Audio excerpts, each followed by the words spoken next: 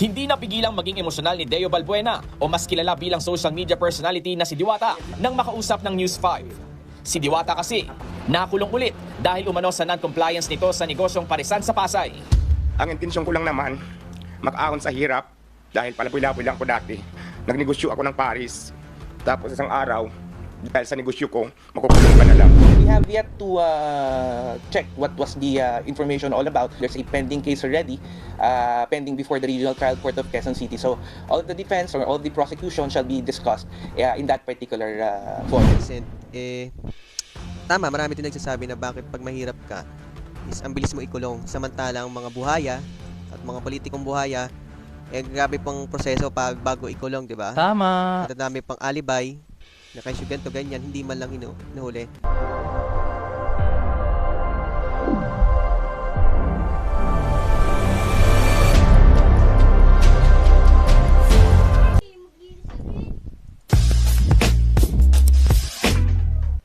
Magandang araw sa atin lahat mga bossing. Mula nagbabalik, RMG News TV.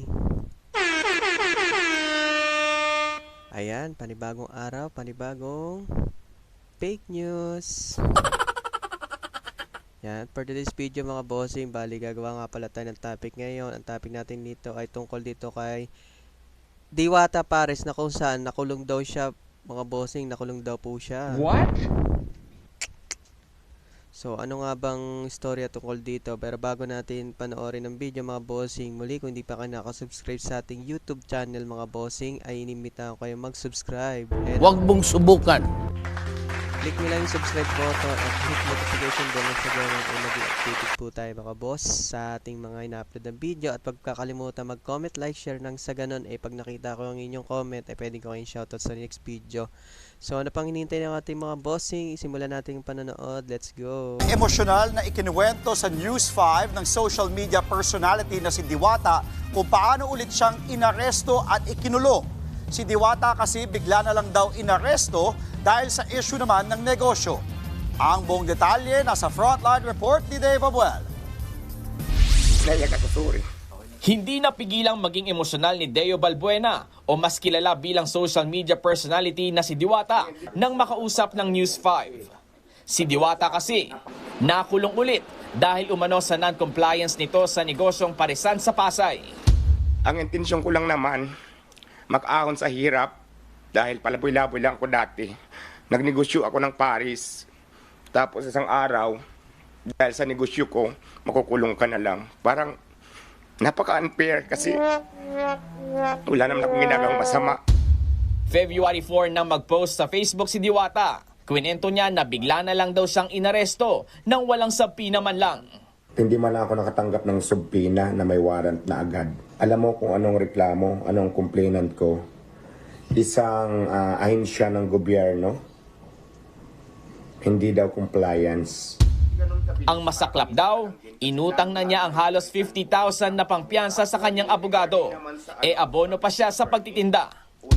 Masama lang sa loob ko at naka-stress kasi di ba, ang intensyon mo lang naman mabuhay ka, lumabang ka ng patas, tapos ikukulong ka. So parang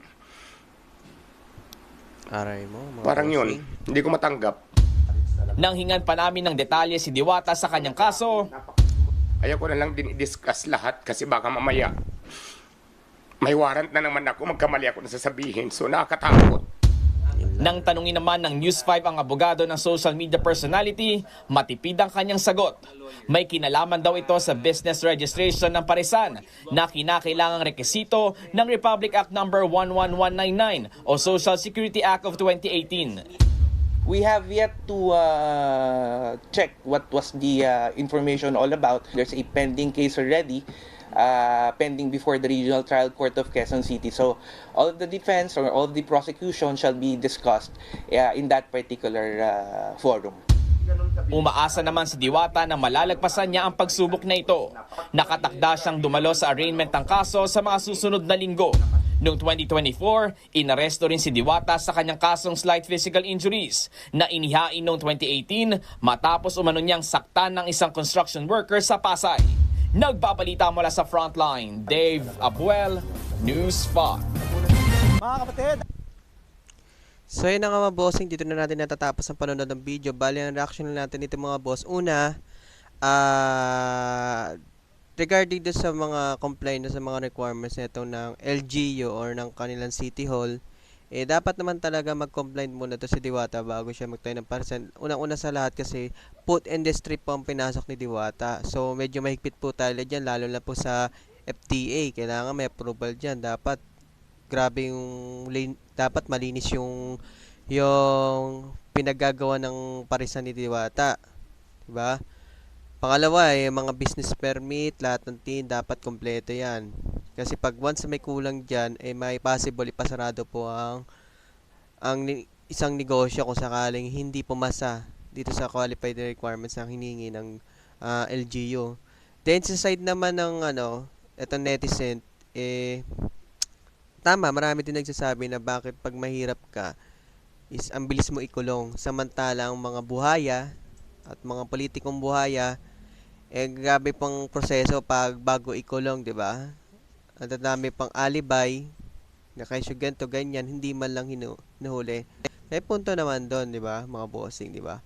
Sabi nga nila, ang ustisya, para lang sa mayaman. Ganito ang ustisya sa Pinas, kaya napaka-unfair din talaga. So, yun lang mga bossing, dito na natin natataas sa panonood ng video. Kung nagustuhan nyo mga bossing ang ating pinanood, muli, inimbita ko kayong mag-subscribe. Ayan o. Click nyo naman po yung subscribe button, nang sa ganun mag-i-updated po tayo sa ating mga in-upload na video. At huwag kakalimutan mag-comment. Sabi ko mga bossing, comment kayo para sa ganun makita ko yung pangalan. Yun lang mga bossing, dito na lang and peace yo.